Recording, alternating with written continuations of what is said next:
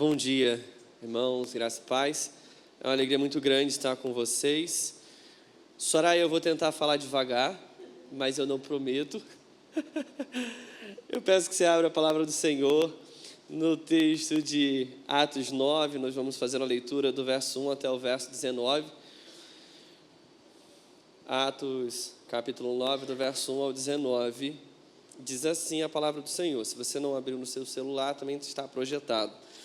Saulo, porém, ainda respirando ameaças e morte contra os discípulos do Senhor, dirigiu-se ao sumo sacerdote, pediu-lhe cartas para as sinagogas de Damasco, a fim de que, caso encontrasse alguns do caminho, tanto homens como mulheres, os conduzissem presos a Jerusalém.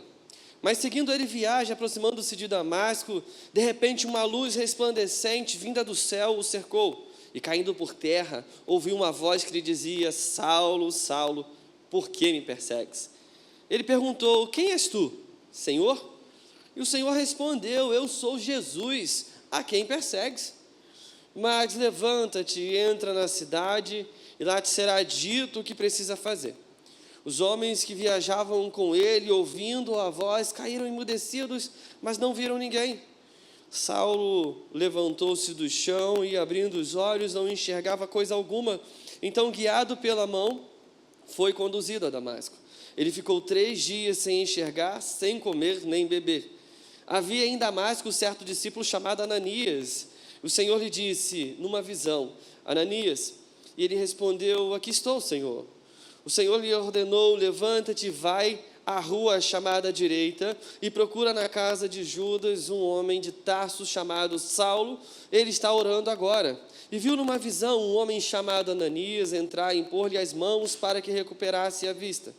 Ananias respondeu: Senhor, ouvi de muitos acerca desse homem, quantos males tem feito aos teus santos em Jerusalém. E aqui está autorizado pelos principais sacerdotes para prender todos os que invocam o teu nome. Mas o Senhor lhe disse: vai, porque ele é para mim um instrumento escolhido para levar o meu nome perante os gentios, reis e israelitas. Pois eu lhe mostrarei quanto lhe é necessário sofrer pelo meu nome. Ananias foi e entrou na casa e, impondo-lhe as mãos, disse: Saulo, irmão, o Senhor Jesus, que te apareceu no caminho por onde vinhas, enviou-me para que voltes a enxergar e fiques cheio do Espírito Santo. Logo caíram-lhe dos olhos algo como umas escamas, e ele recuperou a vista. Então, levantando-se, foi batizado, e tendo se alimentado, fortaleceu-se. Saulo permaneceu alguns dias com os discípulos que estavam em Damasco. Bom, dessa vez não são 52 versículos, que eu vou ficar aqui uns 10 a 15 minutos só lendo. Da última vez que eu preguei aqui, a minha filha falou: pai, eu fui no banheiro, bebi água, voltei e você ainda estava lendo. Eu falei: pois, mas dessa vez vai ser um pouco menor. E eu falei assim: Felipe, não tem texto menor não, porque só cai na minha mão acima de 10, 15 versículos, e isso é extremamente desafiador. Mas, dito isso, vamos então pensar, imaginar, levar agora a nossa mente. Século XVIII, Marinha Mercante. Levantaram aqui, ele está falhando. Entendi. Desculpa, gente, estou aprendendo ainda. Mas Marinha Mercante Britânica, desbravando os mares, e como capitão de um dos navios, um homem chamado John Newton. E o que ele importava para a Inglaterra? Nada mais, nada menos do que pessoas. Essa era a mercadoria que ele enxergava. Extremamente triste enxergar isso, extremamente triste olhar para essa realidade, mas essa era a realidade que cercava ele. E ele era um traficante de pessoas. Ele importava escravos para a Inglaterra. Bom, em uma dessas viagens, então o que acontece? Acontece uma grande tempestade. Ele fica desesperado e pronto, não tem mais o que eu fazer, eu vou morrer. Então ele lembra do evangelho de seus pais e clama: Senhor, tem misericórdia de mim. Ele fala isso então, Deus então age de misericórdia, ele volta então para os caminhos do Senhor, abandona aquela vida de tráfico de pessoas, se converte e começa a sua caminhada de fé, se torna então um sacerdote, um pastor. E dentre os grandes feitos deles, tem um hino que ele escreve chamado Graça Maravilhosa, que é uma das estrofes, diz assim: eu estava perdido, fui achado, cego, mas agora posso ver. E o interessante é que, assim como John Newton, a gente olha para esse texto de Atos 9 e nós vemos uma pessoa extremamente determinada, uma pessoa, se não obstinada pelos seus objetivos, e ele não se importa com o que está fazendo, porque na visão dele o que ele estava fazendo era algo justificável e certo. Assim como John Newton passou grande parte da vida dele vendendo pessoas, escravizando pessoas, Saulo de Tarso passou grande parte da vida dele prendendo, batendo e matando. Esse cara, chamado Saulo, é um cara que, se a gente parar para poder pensar e refletir hoje, o pastor Felipe acabou de falar sobre os cristãos perseguidos na Nigéria. Então, Saulo era esse cara que perseguia, que matava, que prendia. O cenário sobre esse texto é: Estevão estava morto. Lembra que quando a gente falou sobre a morte de Estevão, quem é que estava ali presenciando aquilo? Um jovem chamado Saulo. E ele consentia isso tudo que estava acontecendo. Então, a partir dali começa uma grande perseguição. Os cristãos, eles começam a fugir para todos os cantos e todos os lados. E diante dessa fuga, o evangelho começa a se espalhar, pessoas se convertem. E nós vimos na semana passada aqui o pastor Felipe pregando sobre Filipe, que comunicou o evangelho e se converteu. Na verdade, comunicou o evangelho ao etíope e batizou. Ficando melhor, o pastor Felipe prega sobre o diácono Filipe, que comunica o evangelho no deserto para um etíope, e esse etíope se converte e ele então o batiza. Bom, nós conseguimos ver na semana passada como Deus faz atos extraordinários. O Senhor então se empenha a salvar os seus eleitos, e estamos diante de um texto que vai também apresentar mais uma vez o Senhor fazendo coisas extraordinárias, que utilizando não o senso comum, mas um ato extraordinário para salvar alguém chamado Saulo. E quando a gente olha para esse texto, Lucas, ele é sensacional. Lucas podia simplesmente reduzir o texto dizendo assim: olha, Saulo se converteu. Não foi assim que ele se converteu. Não.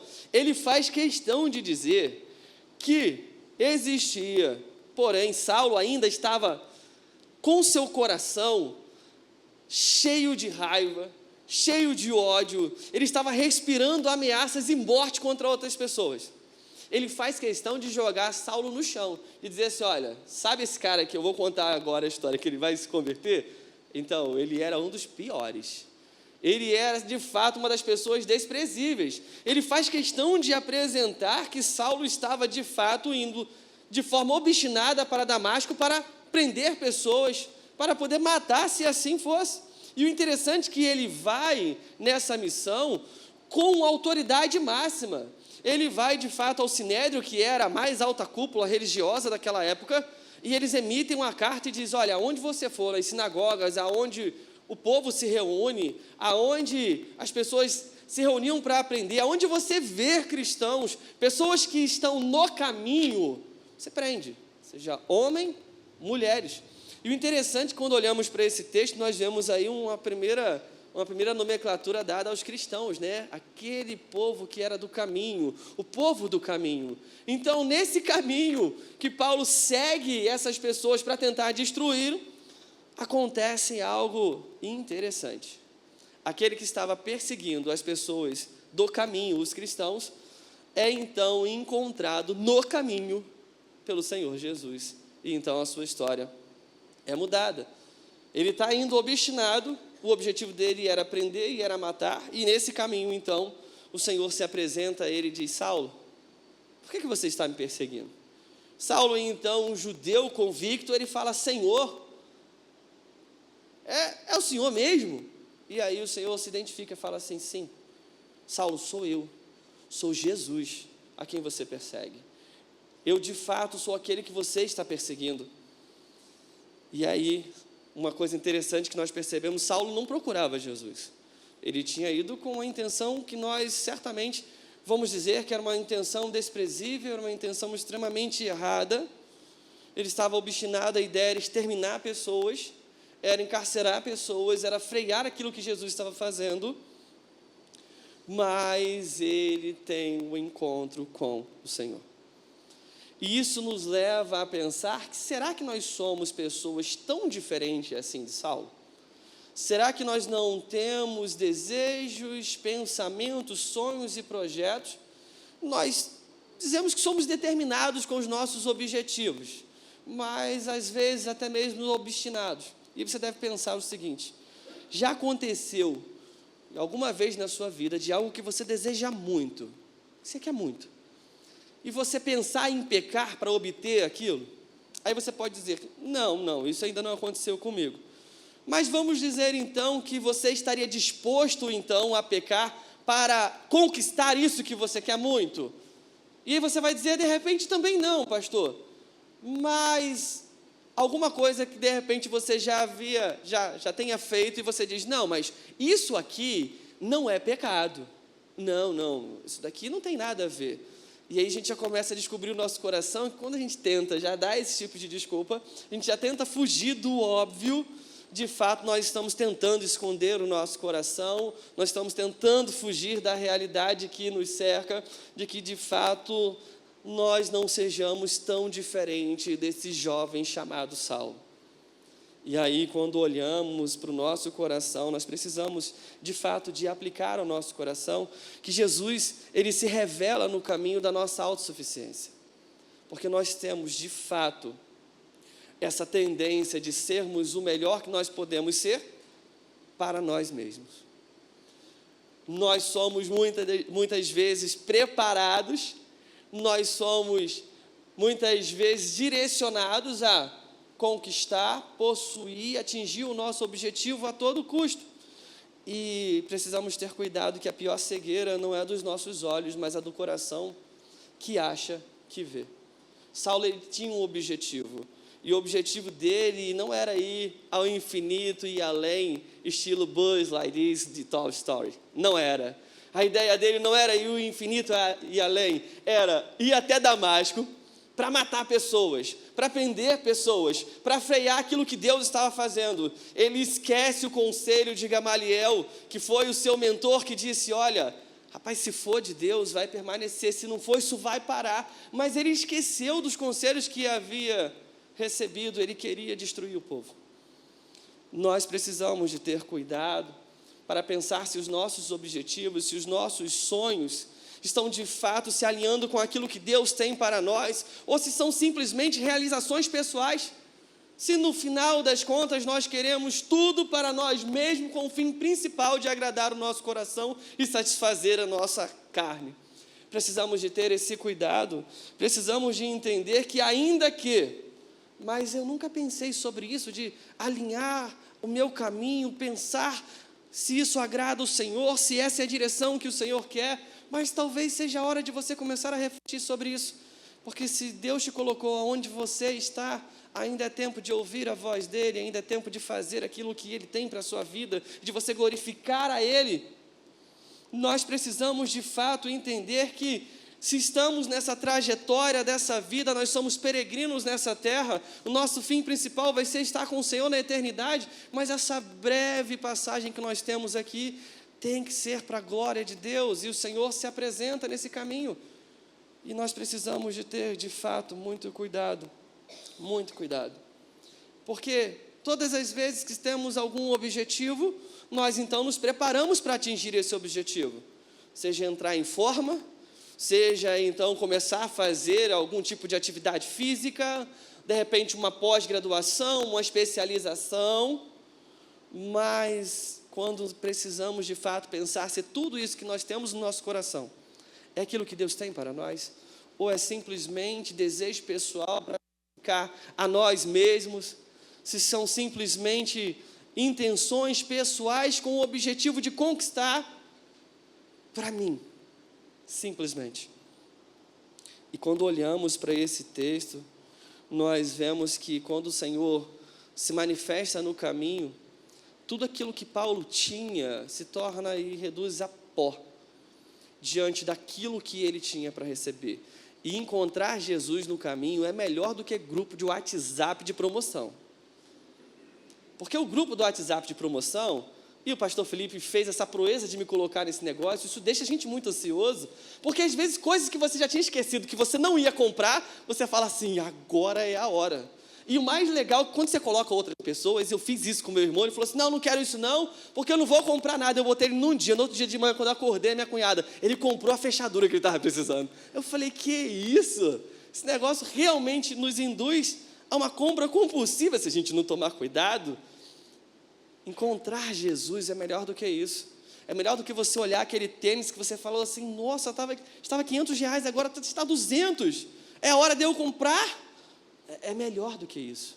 É descobrir um bem muito precioso. E aí você pode pensar, de repente, tem alguém ao nosso meio, você conheça alguém que ainda não encontrou Jesus pelo caminho, então, de repente, seja a hora de você apresentar Jesus a essa pessoa.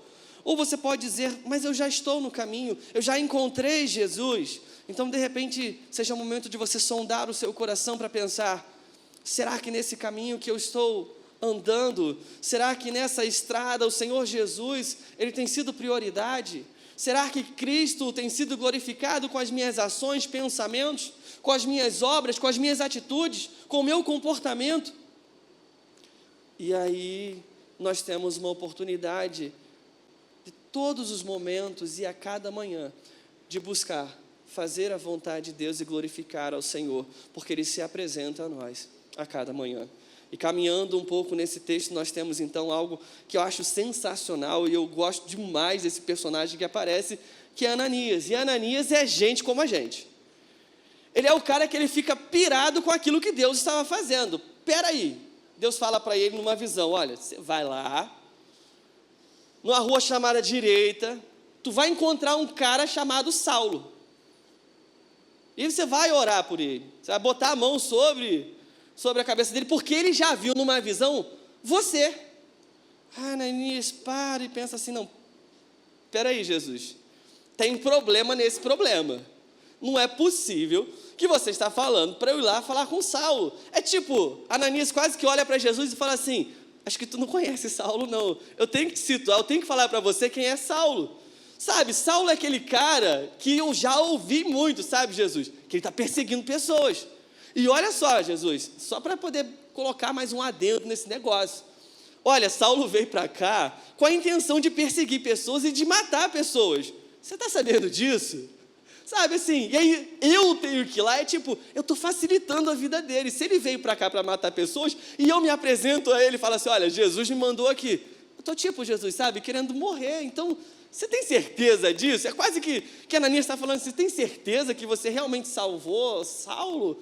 Sabe, ele é um cara muito ruim. Sabe, eu não quero facilitar a vida dele, eu também não quero morrer, porque Paulo era o tipo do cara que ou ele batia, ou ele prendia, ou então ele matava. Então, assim, o menor dos danos que Ananias ia receber era apanhar. Poderia piorar um pouquinho, ele ser preso, mas se ele resistisse, poderia morrer. Então, meio que a vida dele estava difícil. E você se coloca hoje pensando o seguinte, se o pastor Felipe falar assim, olha só, eu queria um grupo de pessoas para a gente enviar para a Nigéria, para poder pregar para essas pessoas que estão perseguindo, estão matando o cristão lá, você iria? Você pensaria assim, sério mesmo? Deus falou isso com você mesmo, Felipe? Porque ele não falou comigo não, sabe? A gente tentaria arrumar algum jeito para poder fugir, porque isso realmente mexe com a nossa estrutura. Porque Ananias, ele estava olhando o que Paulo era, e Jesus já estava mostrando o que Paulo ia ser. E quando a gente olha no verso 15, Jesus fala assim, olha, vai lá porque ele é meu escolhido, eu escolhi ele, e ele vai levar o evangelho para reis, ele vai levar o evangelho para os gentios, ele vai fazer com que o evangelho chegue ao povo judeu também, mas ele também vai saber, e aí eu acho que isso pode ter de fato dado uma afagada no coração de Ananias. Eu vou mostrar para ele o quanto importa sofrer pela causa do evangelho, ou seja, fica tranquilo que a vida dele não vai ser fácil, mas vai lá, cara, porque ele é meu escolhido, você não tem outra opção, é eu que escolhi. Ananias simplesmente, ele vai, cumpre a missão que o Senhor mandou, impõe a mão sobre a cabeça de Saulo, e o interessante é que ele chama Saulo de irmão. Saulo, irmão. Ou seja, imagina o cara que estava perseguindo, matando, destruindo, agora é irmão em Cristo. Isso mexe com a estrutura de qualquer um. Isso, de fato, faz com que o nosso coração fique, revolvido, mexido. E quando olhamos para o nosso coração, Saulo seria um cara que a gente diria assim, olha, ele não, ele, crente, membro da Raízes, não pode não. O cara que matava todo mundo, ele vai vir para cá. Você teria segurança no coração para frequentar o mesmo ambiente dele? Tanto que nós vamos perceber que no decorrer da vida de Paulo, onde ele ia, tinha alguém que falava assim, não era esse aquele cara que matava? Não era esse aquele que estava perseguindo? É ele sim, mas agora ele é crente. Fica tranquilo que ele vai vir para cá, ele não vai matar ninguém não. Ele vai vir para cá para ajudar. Saulo seria o cara que não estaria nem na ponta da fila. Na verdade, ele não passaria nem perto da fila, se a porta do céu, se as chaves estivessem na nossa mão. Que dirá escrever sobre o povo do caminho. Porque Paulo, então, deixa de perseguir o povo do caminho, faz parte agora do povo do caminho, e nós vamos perceber no Novo Testamento a contribuição dele sobre esse caminho é maravilhosa. E será que o nosso coração não tem uma certa semelhança de fazer acepção de pessoas e dizer, olha, tem pessoas que não, acho que o inferno para ele é mais justificável do que a graça, não, o inferno ele precisa de pagar, por isso não dá. E quando olhamos o nosso cenário, a realidade que nos cerca na nossa sociedade, certamente vai vir pessoas à sua mente que você vai dizer, não, o evangelho para esse não. Tudo bem, Jesus, eu prego o evangelho, as pessoas podem se converter, mas tem gente que, bem que você podia mandar para o inferno, né? Ia dar, aquele sentimento de satisfação, de olha, eu fui vingado. Mas é isso que é a graça, é o favor imerecido e mexe com a nossa estrutura. E aí, quando olhamos, de fato, para esse texto, para aplicar isso no coração, Jesus nos chama para sermos instrumentos de reconciliação e não de julgamento. Mas, muitas vezes, nós nos colocamos como instrumento de julgamento. E dizemos, não, aquela pessoa, não. Ananias viu um Saulo como inimigo. Jesus já via Saulo como escolhido. Enquanto Ananias lembrava dos pecados passados de Saulo, Jesus via o futuro de graça e missão que ele tinha pela frente. E quantas vezes, quando falamos com pessoas, nós dizemos e olhamos e definimos dizendo assim, não, essa daqui pecou demais, ou ainda está pecando, essa é uma pessoa indigna, né? E nós cantamos, né, que o Senhor só via os meus pecados, mas assim Ele me amou, né? Ele me perdoou. E nós dizemos, olha, eu não te troco por nada, mas olha, Jesus, salvar aquele ali, não, eu ter que caminhar com ele, é Jesus, isso já é demais, né? Eu já me arrependi dos meus pecados, é quase que a gente imagina ter alguma moeda de troca, alguma coisa, mas nós precisamos de entender de fato que nós não podemos ser, e a galera que gosta desse filme, Os Vingadores, nós não podemos ser igual o Thor dos Vingadores, dizendo, tem que ser digno para levantar o martelo. Não, nós não podemos olhar para as pessoas e dizer assim, você é digno ou você é indigno de receber o evangelho. Não, nós não podemos ser assim, nós somos chamados simplesmente para esse ministério da reconciliação, seja lá quem for. E você pode dizer assim, não, mas, Michel, para mim é tranquilo, eu não tenho raiva de ninguém, eu não tenho vontade de matar ninguém, não todo dia, só de vez em quando. Eu não faço nada de errado, mas tem pessoas que eu não quero conviver. E aí o Senhor nos chama para poder, de fato, exercer a nossa fé, o amor, o perdão, com algumas pessoas que Ele permite estar na nossa vida, aquela pedra no sapato que você não pode arrancar, que prova a tua fé no limite máximo. Você fala assim, Jesus, se essa pessoa fosse pelo menos para o céu já, então, já facilitaria a minha vida. Se fosse para o inferno, eu ficaria mais feliz de não ter que encontrá-la no céu. Mas não é para isso que o Senhor nos chamou. Se olharmos para a figura de Ananias, queridos, de fato foi uma missão bem difícil que ele vivenciou ali. De olhar para uma pessoa que não tinha absolutamente nada diante da sociedade de bom para poder oferecer. Pelo contrário, ele tinha muitos elementos ruins, e ainda assim o Senhor exerce o seu amor, a sua misericórdia, e nós precisamos de entender isso. Porque quando estamos diante desses problemas e desses desafios, nós percebemos que o Senhor nos dá a oportunidade de exercer o amor incondicional. Foi isso que ele fez com Paulo, é isso que ele fez conosco, e é isso que ele vai fazer com as pessoas que estão à nossa volta. Exercer esse amor incondicional que vai alcançar todos os tipos de pessoas, as que nós olhamos e dizemos, não, elas não são tão boas, o Evangelho também é para elas, o amor de Jesus também vai alcançar elas. Quando olhamos de fato sobre essas ações do Senhor, nós percebemos o cuidado específico de Jesus, e é maravilhoso como o Senhor trata cada um de nós de forma específica, o cuidado, as correções, o carinho, os incentivos. A gente não consegue colocar e dizer, olha, isso é válido para todos, porque Deus vai agir assim. Não, o Senhor, Ele age de forma amorosa, mas específica com cada um de nós, e quando então enxergamos que alguns recebem então o Evangelho, existe uma transformação, existe uma mudança, isso deve ser fator de alegria para nós e não de tristeza. Nós precisamos de perceber aquelas pessoas que são assim, deploráveis, e dizemos, Jesus, salva e leva logo, porque eu não quero conviver. Não, você vê ela sendo transformada, mudada. Sim, o Senhor trata conosco nos mínimos detalhes, e quando olhamos, percebemos também o Senhor tratando e mostrando sobre a nossa vulnerabilidade.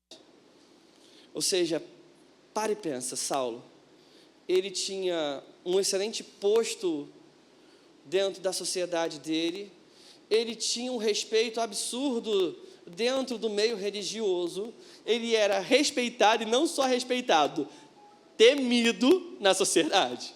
A galera tinha medo de Saulo. E agora Saulo está cego, impotente, na mão das pessoas. E aí o Senhor Jesus usa um cara chamado Ananias para ir lá, olha, vai lá, e mostra para ele que quem manda nele, quem manda na vida dele, não é ele, sou eu que cego, e sou eu que faço enxergar, sou eu que mostro o caminho, e sou eu que salvo no caminho, sou eu que dou o caminho, e mantenho no caminho. E quando olhamos para a vida desse jovem chamado Saulo, nós percebemos o tanto de situações que ele passou e de risco de vida que ele teve, e o Senhor cuidou de todos os detalhes. E quando olhamos para o nosso coração, percebemos que nós somos tão vulneráveis quanto Saulo. E nós precisamos de entender que o Senhor nos chama para esse ministério da reconciliação, seja lá quem for a pessoa. Por mais indigno que você diga que ela seja, o Evangelho pode alcançá-la, o Evangelho pode transformá-la, o Evangelho pode dar, de fato, uma nova perspectiva de vida. Então, o homem que respirava ameaça, passa a respirar agora adoração. O perseguidor, ele se forma em pregador. O inimigo se torna amigo de Deus. É isso que o Evangelho faz com o nosso coração, isso que o Evangelho faz com pessoas. Que o Senhor possa nos ajudar, de fato, a entregarmos a nossa vida continuamente a Ele, e não vivermos uma autossuficiência, mas entender que Ele sempre estará no caminho, e Ele sempre se manifestará no caminho e cuidará de nós. E que nós possamos parar de elencar, eu vou dizer julgar, e dizer, olha, o Evangelho para alguns não serve. Não, que nós possamos olhar como o Senhor Jesus olha, que nós possamos simplesmente pregar o Evangelho, amar da forma que Ele nos chamou para amar, cuidar da forma que Ele nos chamou para cuidar, e o restante é o Espírito Santo que fará. E assim nós estaremos no caminho, glorificando o Senhor continuamente. Vamos falar com Deus mais uma vez. Senhor, em nome de Jesus, nós colocamos, ó Pai, a nossa vida diante de Ti. Deus Santo, pedindo a Ti, ó Pai, que possa em nome de Jesus, ó Deus, nos guiar segundo o caminho que o Senhor tem para nós, que possamos, Jesus, ser direcionados pelo Senhor, ó Deus. Não nos permita, Pai, desviar desse caminho, não nos permita, ó Deus querido, nos tornarmos indiferentes nesse caminho. Esteja, pois, conosco, ó Deus. Essa oração que nós fazemos em nome de Jesus. Amém.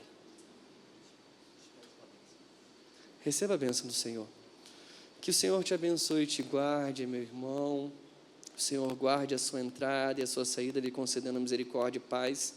E que o amor de Deus, nosso Pai, que a graça do nosso Senhor e Salvador Jesus Cristo e as doces consolações do Espírito Santo estejam com todos que aguardam a vinda do Senhor, e todos possam dizer amém.